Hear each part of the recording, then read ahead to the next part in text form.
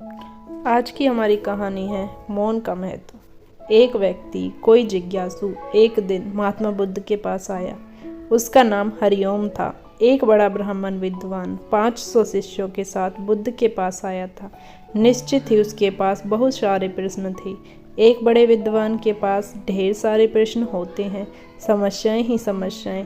बुद्ध ने उसके चेहरे की तरफ देखा और कहा, हरिओम, एक शर्त है। यदि तुम शर्त पूरी करो, केवल तभी मैं उत्तर दे सकता हूँ।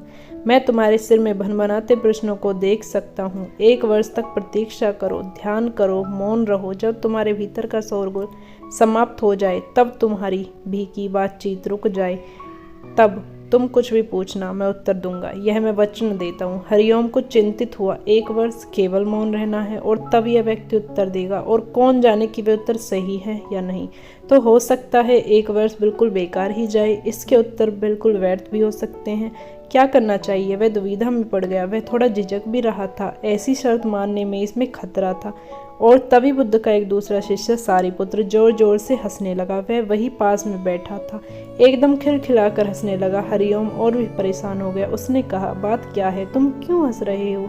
सारिपुत्र ने कहा, इनकी मत सुनना, ये बहुत बड़े धोखेबाज हैं। इन्होंने मुझे भी धोखा दिया। जब मैं आया था, तुम्हारे तो केवल 500 शिष्य हैं, मेरे 5000 थे। मैं बड़ा ब्राह्मण था, देश भी मेरी ख्याति थी। इन्होंने मुझे फुसला लिया। इन्होंने कहा, साल भर प्रतीक्षा करो, मौन करो, ध्यान करो और फिर पूछना, मैं उत्तर दूंगा। और साल भर कोई प्रश्न बचा ही नहीं। तो मैंने कभी कुछ पूछा नहीं, इन्होंने उत्तर कुछ दिया नहीं। यदि तुम पूछना चाहते हो, अभी पूछ लो। मैं इसी चक्कर में पड़ गया, मुझे इस तरह इन्होंने धोखा दिया है। बुद्ध ने कहा, मैं अपने वचन पर पक्का रहूंगा। यदि तुम पूछते हो तो मैं उत्तर दूंगा, यदि तुम पूछो नहीं तो मैं क्या कर सकता हूँ। 1 वर्ष बीता। हरिओम ध्यान में उतर गया। मौन होता गया। भीतर की बातचीत समाप्त हो गई। भीतर का कोलाहल रुक गया। वह बिल्कुल भूल गया कि कब 1 वर्ष बीत गया। कौन फिक्र करता है जब प्रश्न न रहें, तो कौन उत्तरों की फिक्र करता है। एक दिन अचानक बुद्ध ने पूछा, यह वर्ष का अंतिम दिन है। इसी दिन तुम 1 वर्ष पहले यहाँ आए थे और मैंने तुम्हें वचन दिया था कि 1 वर्ष बाद तुम जो पूछोगे मैं उत्तर दूंगा। मैं उत्तर देने के लिए तैयार हूँ। अब तुम प्रश्न पूछो। हरिओम हंसने लगा और उसने कहा, आपने मुझे भी धोखा दिया। वह सारिपुत्र ठीक कहता था। अब कोई प्रश्न ही पूछने के लिए नहीं रहा, तो मैं क्या पूछूं? मेरे पास पूछने के लिए कुछ भी नहीं है।